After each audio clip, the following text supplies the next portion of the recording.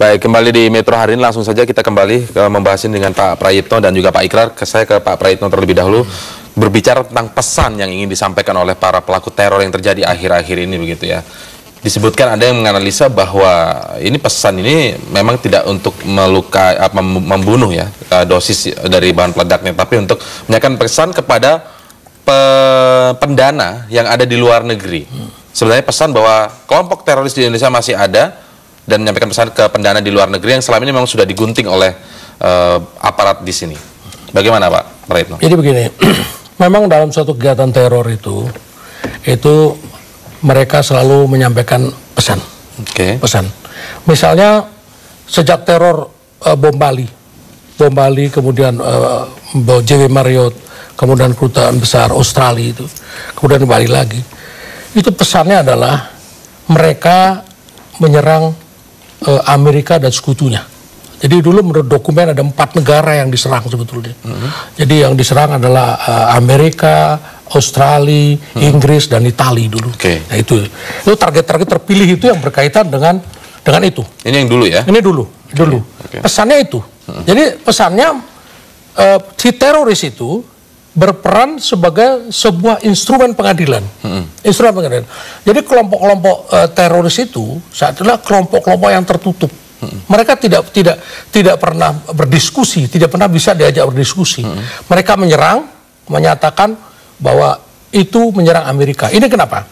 Ini ada kaitan dengan luar, dengan Al-Qaeda. Ini saat itu ada kaitan Al-Qaeda. Tokohnya juga dari Malaysia, Nurdin M. Top, Dr. Azhari saat itu.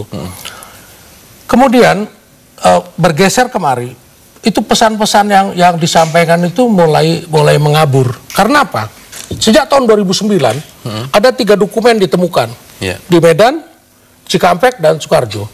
Dokumen ini menyatakan bahwa yang ditarget adalah Presiden SBY. Ini simbol nasional ini, yaitu simbol negara nih. Yang akan diserang adalah Presiden SBY.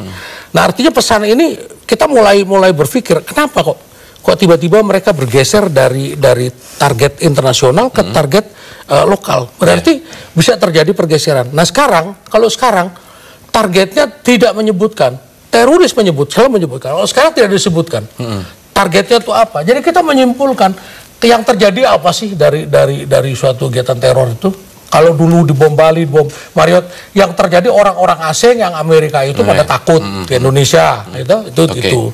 Kemudian yang target yang presiden adalah pejabat-pejabat negara. Kemudian 17 Agustus sekarang mau diserang, itu kan jelas itu targetnya. Kalau sekarang kan enggak. Targetnya itu adalah keresahan. Ini keresahan masyarakat. Ini target yang sekarang diserang. Oleh karena itu, memang perlu didalami lagi, perlu dianalisa lagi. Yang bisa mengerjakan ini adalah intelligence. Yang bisa mengerjakan penyelesaian masalah teroris adalah intelligence. Kenapa? Karena mereka menggunakan metode-metode dan pola-pola intelligence. Para pelakunya. Kalau tidak, kita akan tergiring suatu arah yang salah. Nah ini jadi itu yang sekarang terjadi begitu. Pesannya nggak jelas. Pesannya nggak jelas. Dari 4 tadi yang Anda sebutkan tadi 4 orang begitu ya, sebenarnya adalah sasaran antara. Nah sebenarnya sasaran utamanya lalu siapa? Apakah figur juga ataukah seperti Anda hanya keresahan saja yang kemudian melegitimasi? Jadi begini, legitimasi pemerintahan. Teroris itu tidak begitu menyerang kemudian dia dari hasil serangan itu efeknya yang hasilnya dari itu korbannya itu yang diharapkan tidak. Teroris menyerang suatu target.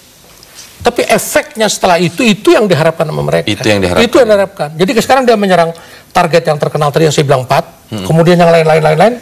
Mereka coba. Nah sekarang efek dari itu apa? Ketidakpercayaan publik terhadap aparat keamanan, tidak percaya polisi, tidak percaya pemerintah. Baik.